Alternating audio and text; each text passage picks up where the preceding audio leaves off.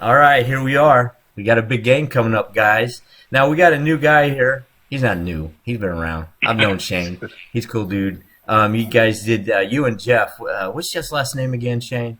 Long, Jeff Long. Jeff Long. They were doing the Uh, Pigskin podcast for a while uh, and stuff, and then just things get busy and hectic and all that. But Shane is an admin on our page as well, and I think he just put up. I saw that TikTok that you put up where you're like getting down and you got Yeah, I your was hat pretty fired on. up yesterday. It was kind of goofy, and my wife makes fun of me, but I have 3,000 followers on TikTok that are all Chiefs fans. So, That's what wives do, man. They oh, take oh their yeah. shots, man. They take their shots.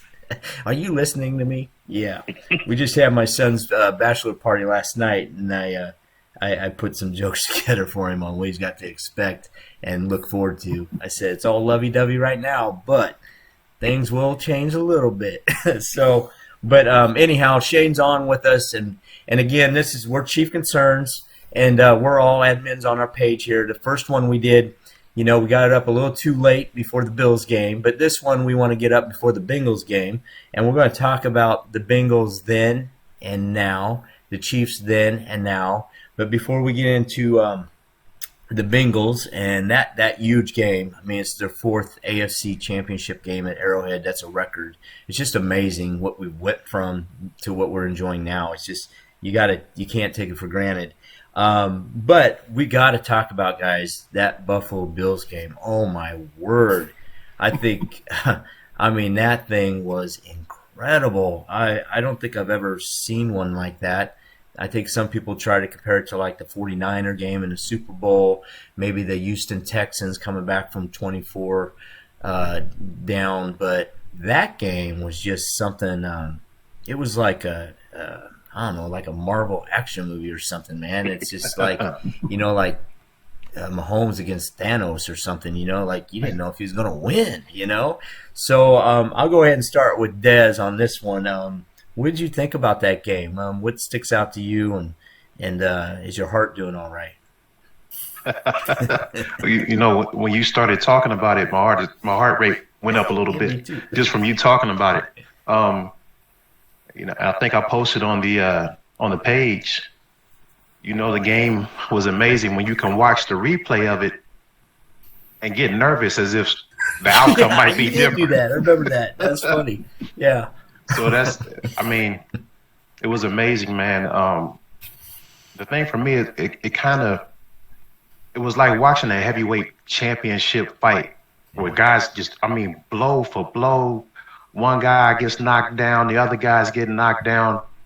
And it was beautiful because you have two great young quarterbacks dueling it out. The referees were out of the way, letting the guys play That's ball. right. No, hardly any penalties, and it was amazing. And like you said, the 13 seconds, uh, that feeling, that sinking feeling, like, oh man, Yeah. this is it. So it's over. And then like, whoa, I can't. It's hard to put it into words. Like I really can't describe it, I man. think I'm gonna go watch it again today. You just got me wanting to watch it again today. Yeah. That was amazing. Shane, what do you think? What were you doing? I could just imagine what you were doing. You're like squirrel. Yeah, I jump around, and I actually am rocking the Charlie Hustle Fear the Reaper custom That's shirt that they awesome, just put dude. out this week. But like Des said, it was a heavyweight bout. I mean, the thing is I rewatched it myself, and I truly got nervous again. Josh Allen, he brought it. I mean, like literally, I don't think he could have played any better, and he gained so much more respect. I mean, obviously, I respect him. He's an NFL quarterback, but he absolutely balled out. Gabriel Davis out of nowhere gets 4 touchdowns. But the thing with Yeah. me is, whenever it mattered, we went to our future Hall of Famers. Went to Tyreek, went to Travis, and just hearing the playback of Travis talking to Pat in the huddle about, hey, they're playing me Yes. soft. Like that communication thing here, do it, Kelsey. It's like it's just their communication, and that last throw to Kelsey to win it was just the degree of difficulty on that throw. He threw it before Travis even turned around, and the toe drag swag at the end, just absolute heavyweight bout.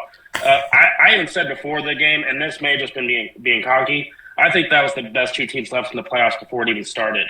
Yeah, it has that So, feeling. We talked about that before the game, how people were kind of looking at that as like the big showdown, kind of like in '97 when the Chiefs played the Broncos, and whoever won that game did go on to win the Super Bowl. So it absolutely. feels like that. I mean, obviously we don't want to take the Bengals for granted, but the Oh, Bills yeah. were just so equal in so many ways with the Chiefs. It was amazing. It came down to whoever had the ball, man. Oh, Uh, yeah. I mean, what do you think? What do you think, Mike? How you doing? Oh, I'm doing okay.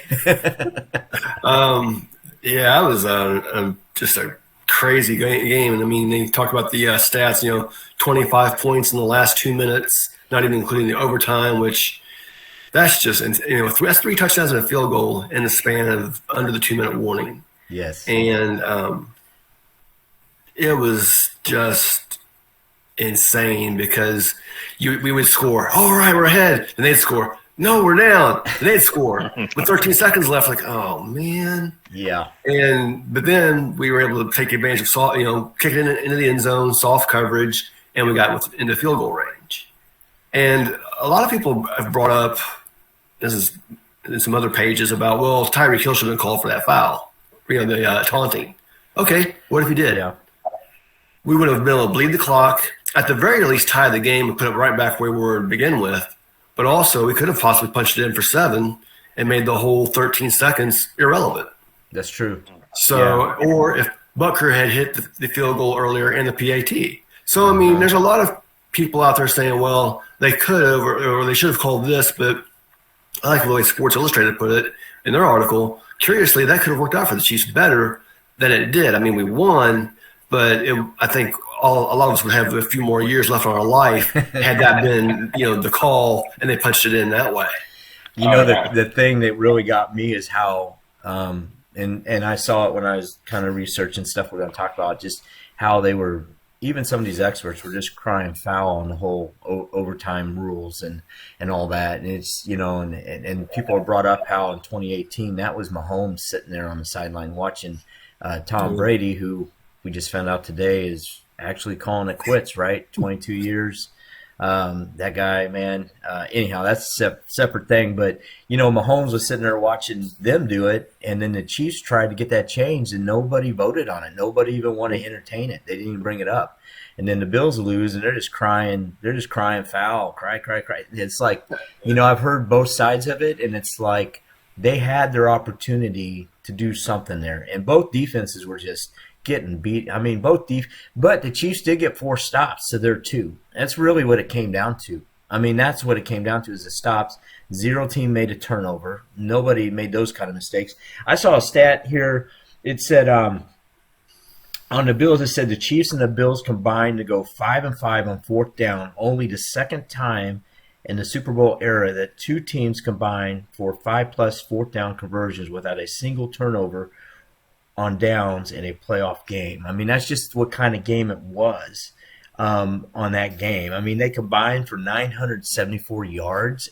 The 2 teams, Bills 422, Chiefs 572, and 0 turnovers. I mean, there was 4 lead changes in a minute 54. I mean, it was just the one thing though. You mentioned Josh Allen being so great and awesome, and he is. But I didn't realize he was 9-0 in coin tosses before the Chiefs. He was 9-0 in calling the coin, and then he got that one wrong. Yeah, and one thing, sorry to interrupt, Steve, but one thing I thought was pretty cool is after the game, the reporters were trying to bait him into complaining about the overtime rules. Yeah, they were. And he would not have it. He did not use that as a crutch at all. Mm-hmm. He said we should have stopped him with 13 seconds left. How am I going to complain? Because if it was turned on the other way around, we would have been celebrating. So I love the fact that he had the opportunity. They were trying to get him to complain, but he didn't. I absolutely think that was a class move. Yeah, he's a cool guy. I really don't have any. I don't have any hatred or nothing for the Bills. I mean, I really don't. They're a great team, and they're going to be. These 2 guys are going to be battling out for. I mean, people are saying the next decade and stuff, and you don't know, injuries and stuff like that can pop up. But if everything keeps rolling the way it is, these 2 teams are going to be the juggernauts in the AFC for sure. I mean, they're really good. So, without further ado, The Bills. That was a great game, and I'm hoping the Chiefs take that momentum because their last two postseason games have just been Mahomes, especially, has just been awesome. He's just been on fire and key pieces with the Chiefs. So now we're going to go into the Bengals, and we're going to go back in time to the Bengals, kind of like we did with the Bills, right? We're going to go back in time to when we played them. What was it? Week 17. What was that? 17. Week Yeah, 17. week 17. And so the Bengals then, the Chiefs then. So, Des, I'm going to let you start off on this one on just those two teams back in week 17, which wasn't that long ago, and what you saw then, and maybe some of the mistakes we made or what kind of game that was. Well, I think the big thing, the major narrative coming out of that game were the penalties. Chiefs had 10 penalties for 83 yards in that contest. There were 15 penalties called overall by that crew.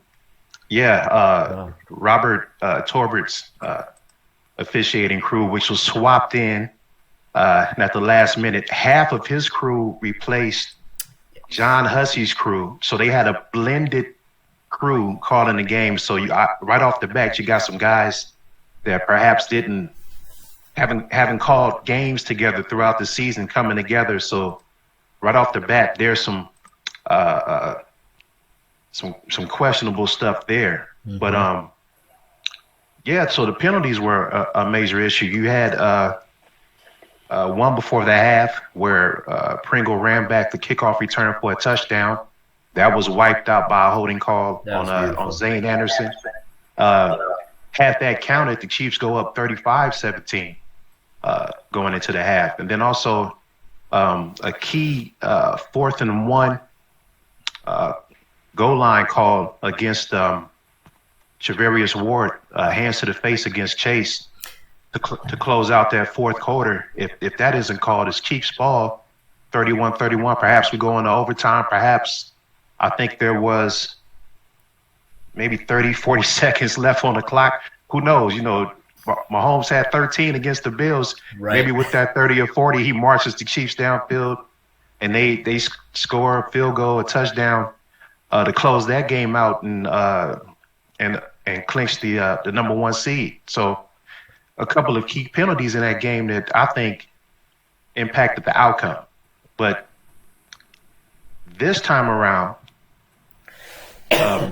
Bill Benovich's crew will be calling this contest. His crew has called the fewest penalties of any officiating crew on the season. He only averages 9.9 penalties called per game. That's both teams. Wow. And 73 yards total. So if there was a referee who lets the guys play, Vinovich would be the one. And then also, and this is the big one. This kind of caught me off guard. His crew has called zero roughing the passer penalties on the season. The next fewest, I think, is 6 called by John Hussey's crew. Vinovich does not call roughing the passer. Nice. If I'm a Bengals fan, I'm concerned about that because you've got Burrow behind a questionable offensive line in a hostile environment where communication could break down, those blocking schemes, those protections can collapse, and now Burrow is exposed, and it could be some opportunities for the Chiefs D-line to get some hits and kind of wear him out, break him down, get into his head throughout the game. So officiating, a big factor. That first game, it was against us. This game, it seems more advantageous, especially with the Chiefs playing at home. Yeah, that's a great point. I forgot about that, honestly, and I remember how that was a real really a sore point, a really touchy thing for fans after that game. Chief fans were really ticked, and even some people on Twitter that more the expert types and all that were questioning the officiating in that game.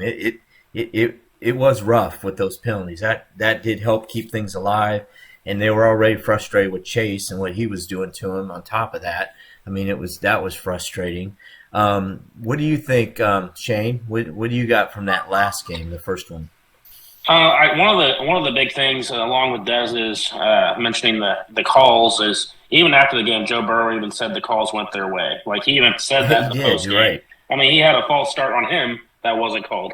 But the biggest thing with me, and it's not a big secret, Jamar Chase absolutely went off last time, and having the time to, and the crazy part is he had 266 yards on 11 catches, and I still feel like a lot of those times, like, Charvarius Ward was not doing that bad on coverage. I know it's absolutely crazy to say it, but when it was one-on-one, he was right there pretty much most of the time. On one of the ones in the bottom right of the end zone, it was almost a little push-off. I'm not going to cry foul on that, but it was almost a little push-off right before he caught it. But on 3rd and 27, you cannot go one-on-one with him, so that won't happen again. I mean, I don't know. That was the dagger for me. 3rd and 27, you cannot go one-on-one with a guy who's already balling on you. Yeah. They have a lot of weapons, man. They really do. I don't think we had L'Jarius Sneed last time because wasn't he – this was around whenever his brother had passed away, and I don't know if he played last time. But I'm not sure. I know Fenton – No, actually he did play because he was in the end zone at the end. I don't know why that just popped in my head. Yeah, I think he played. But my biggest thing is I really think that you need to feed the rock to Kelsey. You need to feed the rock to your guys who got you there. Pringle's been playing out of his mind lately, and in my opinion – the last month of football has been Mecole Hardman's best month of football in his time in the NFL. He's played well the last month. Yeah. But a lot of this is the whole story with this game to me is the Bengals. They've definitely they're going to be good in the AFC for a while. But I mean, this is like you said. This is our 4th straight AFC Championship at Arrowhead. Most of our team. I mean, we've been there. You know, this is where the experience factor is going to come into play. And I'm sorry, but after last game, no, even before the postseason, nobody wants to face Patrick Mahomes in the postseason. He only has 2 losses in his whole career, both against Tom Brady. And just at Arrowhead with how fired up we're going to be. I'm sorry, Joe Burrow. SEC stadiums are loud. They're not Arrowhead on Sunday for an AFC championship game. And some of the experts are trying to make it seem like he'll be able to handle it. I'm glad you brought that up. Yeah, Mecole Hardman's like, I play in some loud ones, but it's never this loud, you know. So I think you got to go and you got to jump out to a good start. The thing is last time we played really well. We came out of the gates balling. I mean, Pat he had his swag going. Like, after his throw to Demarcus Robinson, it was a long throw up and in, like a post route. He was doing his whole, like, where he's pump faking. Like, he was feeling himself early on. But the thing is, we just got to keep our pedal to the metal in this game. But I mean, I truly, and this is a homer take, but we should win this game. I'm sorry, we should win this game. Don't get ahead of us now, Shane. We still got to get to that part of the show. Don't give your prediction. Don't say your number. All right, Buck.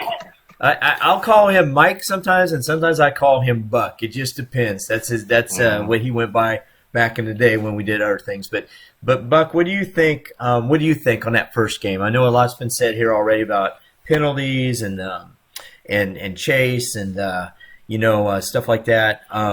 What do you got on that last game, first time? The one thing that really burns me on the last game is we led by 14 points at 2 different times in that game. Yeah. Once in the first quarter, and then once not too long before halftime, before they kicked that last field goal or that first field goal. And to have a 14-point lead and just blow it in the second half, second half plus the field goal, is a little bit annoying, frustrating, annoying, whatever you want to call it.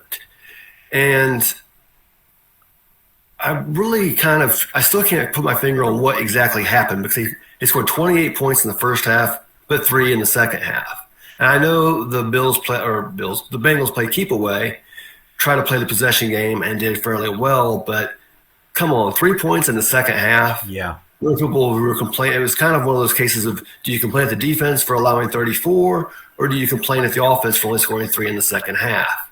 And that was kind of actually a debate for a while. And then we just kind of was like, well, scrape it off, move on. Denver's next. I think we need to break out the game plan like we did against the Buffalo Bills, which basically was whatever works. Because that first drive of the playoff of against the Bills, there was very little passing in that one. In fact, Patrick Mahomes literally carried the offense in that first drive. Yeah. Then the passing, because they were bracketing Kelsey, they were bracketing Hill, so it created these scrambling lanes. And I'm kind of getting ahead of myself because that's the next game. But on this last game, though, they need to find ways to score consistently. They've shown in the last full game and the last 3 quarters of the previous game they can do that. They just need to find ways to keep getting points and also defensively getting the other team off the field. And the one thing that really bugged me in the last game, and Shane already touched on this, was Jamar Chase being single covered the whole game. And you can't, if a guy has 150 yards on you at halftime, you need to go in at halftime and think, how do we stop this guy? Not how do we let him keep doing the same thing over and over. And Spagnuolo, I mean, for as much as the refs did a really questionable job, I'll put it that way, Spagnuolo was equally culpable in this whole thing for never changing his coverage scheme. He just believed up and down sideways Ward was going to get done. And Ward, I mean, I actually rewatched part of the Week 17 game because it's on the franchise that the team puts out. And he was completing passes, or Chase was completing passes where, Chargers Ward was practically breathing on him. But you have to create some sort of coverage scheme where you're not sacrificing coverage on marquee players. And Spagnuolo, I don't know if he was afraid that Higgins was going to take off if they did something different, or if Boyd was going to take off if he did something different, but he just never adjusted. And instead of slowing down Jamar Chase, he put up basically almost identical numbers to what he did in the first half. Yeah. And I think for as bad as the officiating was, Spagnuolo's unwillingness or inability to adjust hurt us just as bad. Yeah, and how many sacks did the defense have on them that first game? I don't know if I looked that up because Burrow 4.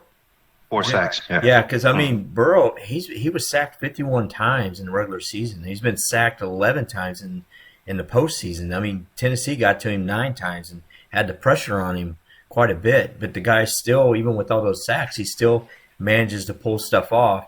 I guess that first game I was really looking for because the defense came in on a roll, but if you look back on some of the teams they played that were better offenses, they didn't seem to do as well, Now Dallas, they did a great job on Dallas, and Green Bay didn't have Aaron Rodgers, so you can kind of,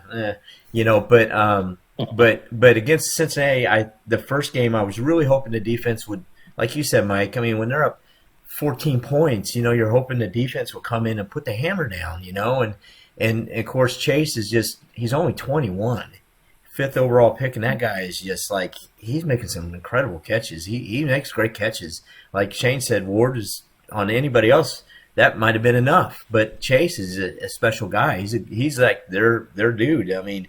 He's incredible. But really, I'm hoping that I don't see a repeat of that kind of. And the Bills, I know they scored a lot, but we already talked about Josh Allen. He's an incredible quarterback. He's really good, and Burrow is he's good too. But he in weeks 1 through 8, he was like 2-3 touchdowns a game, it seemed like, and then after that he kind of cooled down. And it seemed like the Chiefs hit him right after that Baltimore Ravens game where he just went off. How many yards did he have in that game? 525 yards passing and 4 touchdowns. He was something else. And then he plays the Chiefs, and he was 30 for 39, 446 yards passing and 4 touchdowns with a 148.5 passer rating. He was just on a really hot streak. Now in the postseason, he's been kind of he hasn't been like that. And we'll get to that in the game now. But Mahomes has definitely shined brighter at this point of it than him. He had a couple really fantastic games, the Ravens and us. But it was at Cincinnati. It wasn't here.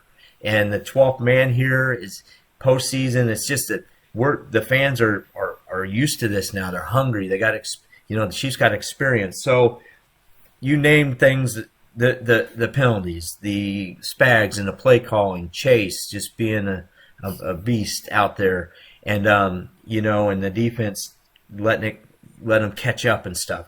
So you mentioned Chase. I mean, he set that record of 266 yards, and the record was previously held by this Jerry Butler from the Bills from 1979, where he had 255 receiving yards.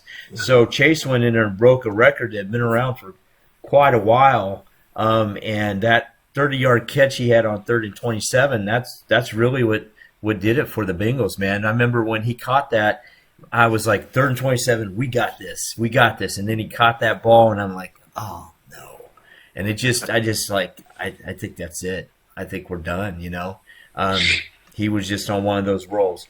So, and then that game to Mahomes, he had 259 yards passing with 2 touchdowns, no interceptions. He rushed for 25 yards, but 259 yards. And then Darrell Williams was their leading rusher with 88 yards, but the Chiefs had 155 total yards that game. And Kelsey, that game, only had 25 yards receiving. That was his second lowest. The Eagles with 23 yards was his lowest in the regular season, and Tyreek Hill only had 40 yards receiving. So, McCole Hardman had that one for 53 yards. It was a touchdown. But it just was kind of a low-key. Even though they scored 31 points, it wasn't like the Chiefs we're seeing right now. And so I think the Bengals, I think, gave a great effort, but I don't think they got all of the Chiefs, man.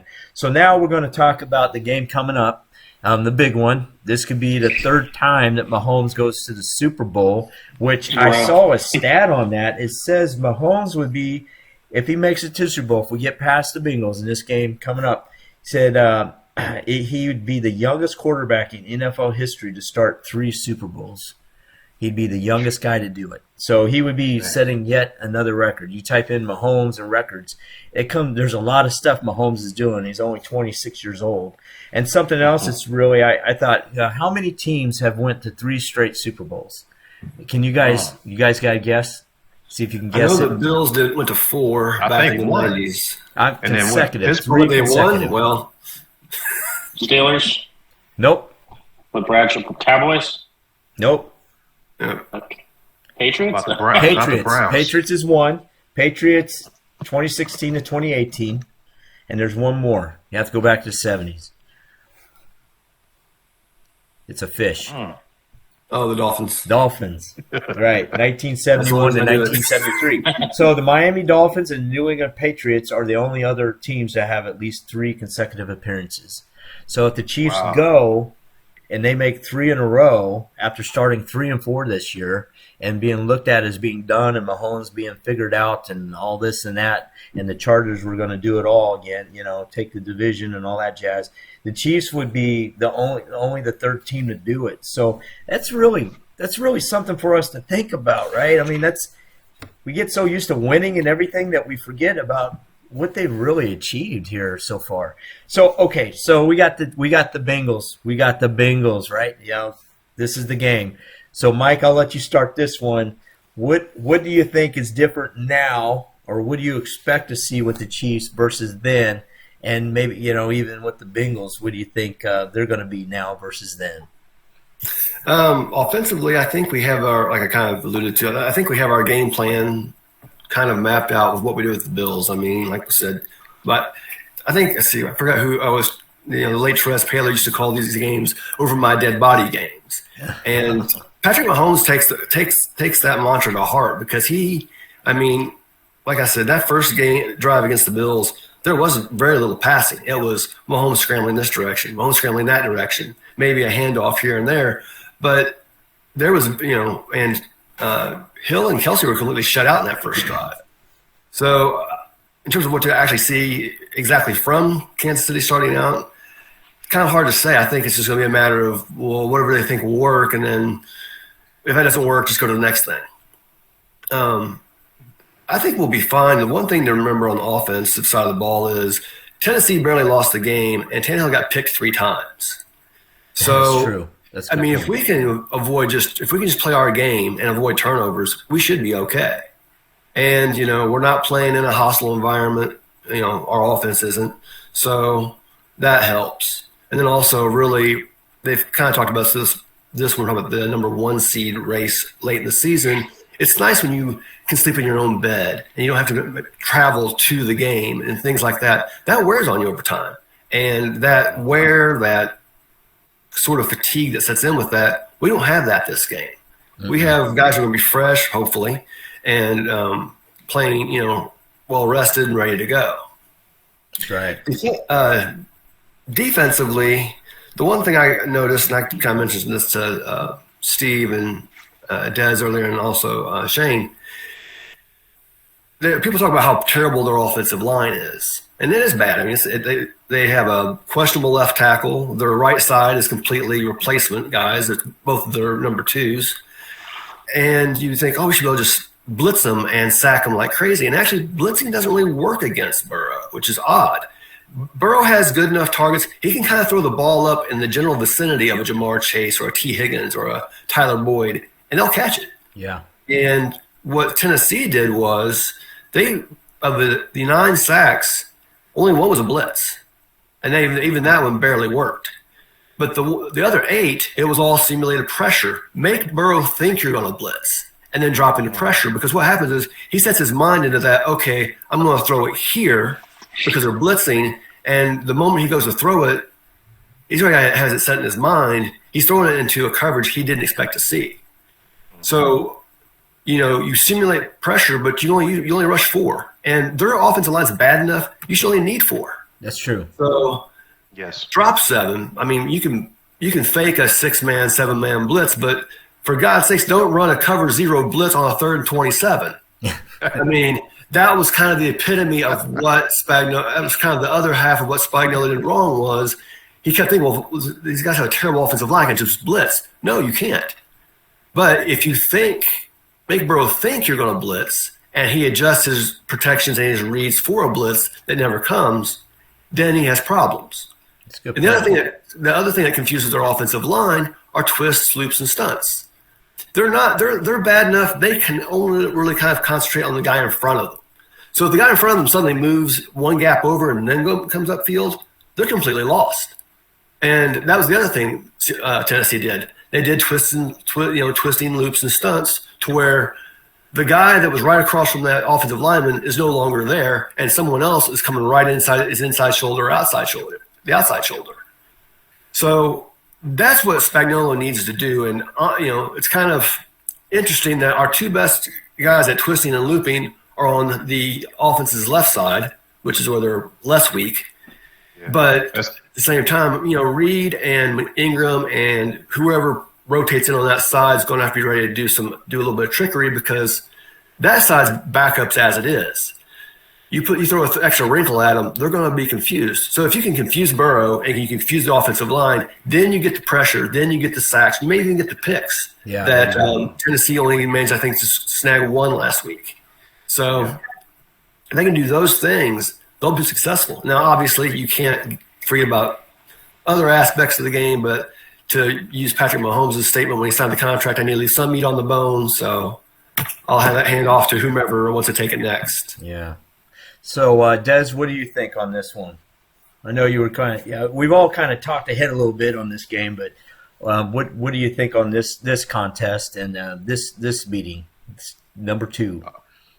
Well, I think another significant difference in terms of this game versus the first one is the Chiefs will have a completely different backfield. That first game, they featured Darrell Williams and Gore out of the backfield. This time we'll have McKinnon and Clyde Edwards-Helaire. And Helaire looked very impressive in his return last week against the Bills. He had 7 carries for 60 yards, averaging 8.6 yards per carry, and which was huge because McKinnon was struggling. He only had 24 yards on 10 carries, so 2.4 yards a pop. So to me, McKinnon and Clyde are a more explosive pair than Williams and Gore, especially when you consider the fact that, when you look at what McKinnon can do in the passing game. So now you've got Clyde who can kind of he can go inside and outside. He can provide a little pop. He runs with some power. And then you have McKinnon, who's also has some underrated power to his style of running, but also contributes in the passing game. You've upgraded your backfield compared to the Week 17 matchup. It's true. So I wouldn't be surprised. I mean, I know Mahomes, and Hill and Kelsey and Hardman, Pringle. I know that the expectation will be for them to utilize the passing game, be explosive down the field. But I would not be surprised if Reed kind of catches the Bengals off guard and leans on that running game a bit with some screens, with some sweeps, some misdirection stuff, and plays a bit more ball control in terms of, let's just keep Burrow off the field. Yeah, and Chase. Keep them two guys away. Let's keep Burrow and Chase off the field. Yeah. That might be the best defense. So I'm kind of expecting the Chiefs to come out and try to establish the running game first to see if they can get away with that. The Bengals, they've got some solid guys up front, particularly the defensive tackle, DJ Reader, big dude, 6'3", 350 pounds. He's hard to move off the ball. He plugs up those inside lanes. But if Trey Smith and Creed and Tooney can get this guy out of that lane and get him off the ball, I think there's a chance the Chiefs can have some success on the ground and actually lean on that. Lean on McKinnon, lean on Clyde a little bit more than they have in the previous 2 games. Yeah. And then defensively for the Chiefs, I've always felt like the Bengals, they have what I would regard as 3 wide receiver ones in Boyd, Higgins, and Chase. So I think Spag's focus will be on those 3, and I'm a little bit concerned about the tight end, surprisingly, CJ Uzoma. Yeah. When those guys are taken away, he tends to make that one key grab to kind of extend drives, to get the first down and extend drives. So it'll be interesting to see who Spags puts on him. Hopefully we get the Badger back. That'd be huge. He's supposed to be back. Him and Fenton, I believe, are supposed to be back. The last reports I saw is everybody was practicing, everybody's healthy, and Fenton and Honey Badger are back. So, Fenton, I like Fenton. More, all those bodies back is a plus, and so far everybody, I believe, yeah. Yeah. So if Badger's out there, I expect him to be on Uzoma. I expect the Bengals to target him quite a bit. So that'll be key. And like you mentioned, with Fenton back, our secondary is back whole. Yeah. No more Chris Hughes, man.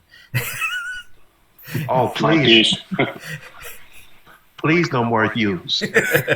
Please no more Hughes.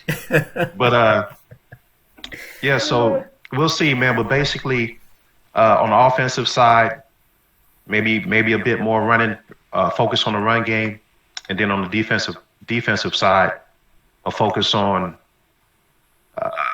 not letting those support role guys like Uzoma make plays and extend drives. Yeah. What do you think, Shane? There's a lot of good stuff being put out here. I like it. Absolutely.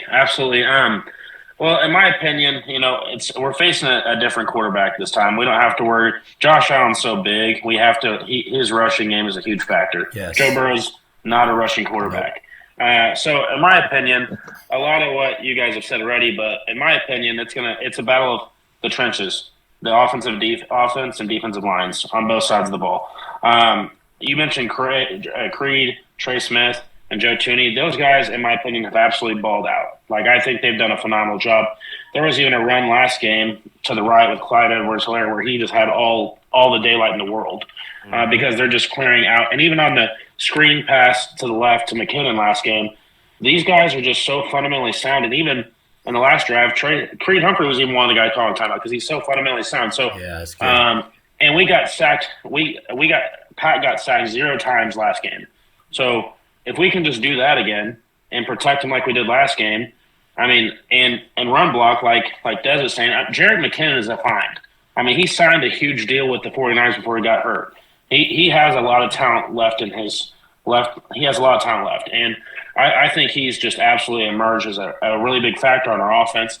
And as we all know, the run opens up the pass. So if we can run the ball, I think we'll be in absolute great shape on offense and trying to keep up with Eli Apple, trying to keep up with Tyreek Hill for a whole game. That'll be fun. I'm sorry, Eli Apple. This was his third team. He was a first-round pick for the Giants. He's not an amazing cornerback.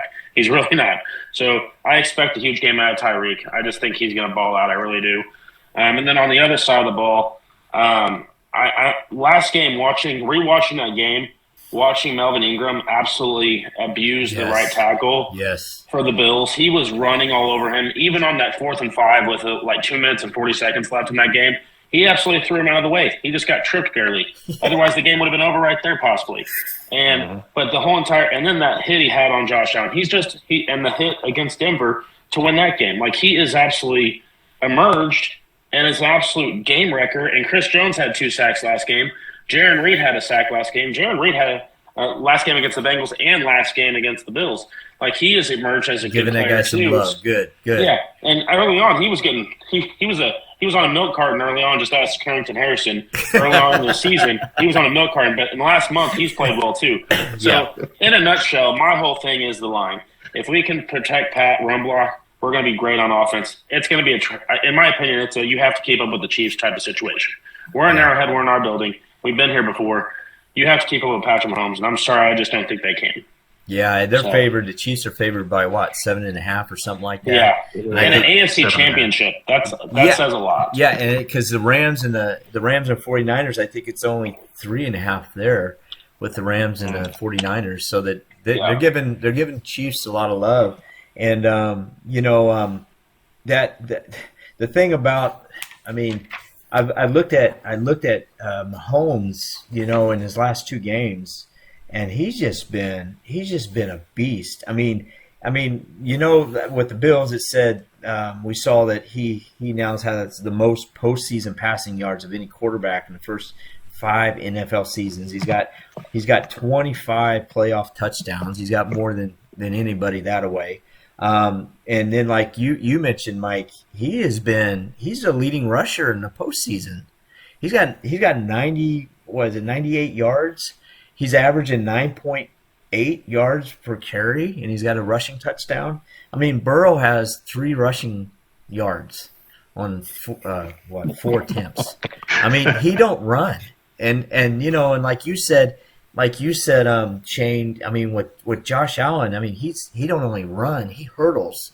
Like he'll hurdle players. I mean, he's a big guy, and he's fast, and it was irritating me so bad that he was running for those first downs when it was 4th down. I'm like, he was just, I mean, they had him dead to rights, and he still managed to get away and get the first down. I mean, it was just ridiculous. I mean, but Burrow, he only had 118 yards rushing the whole season.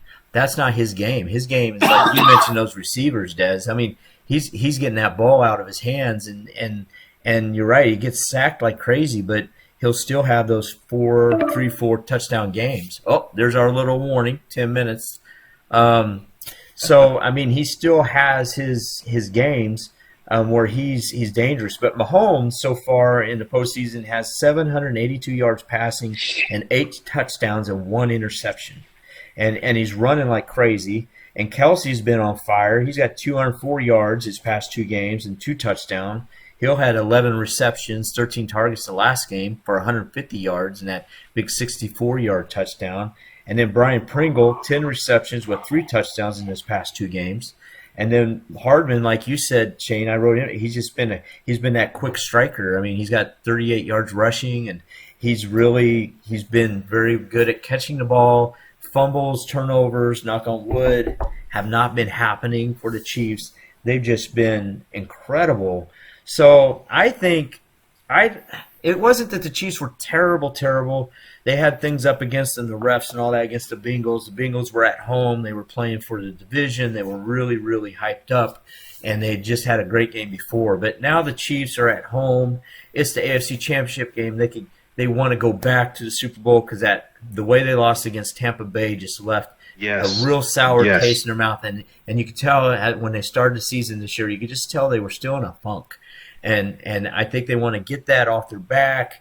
And it's not going to be Tom Brady. It's going to be either the Niners, which that would be really cool, really, a rematch with the Niners, or the Rams. The Rams would be really cool too, because you got Von Miller and all that over there. So, but I just think the Chiefs right now, like you said, Shane, I think it's going to be the Bengals trying to keep up with them, and I think the Bengals, what they showed against the Ravens and the Chiefs were like their max speed, you know what I mean? And I just feel like the Chiefs have that much more. They got more horsepower in them, and you didn't see it all the way against them the first game. But against the Bills, they had to have everything to beat that team, and the Bills had a really good defense.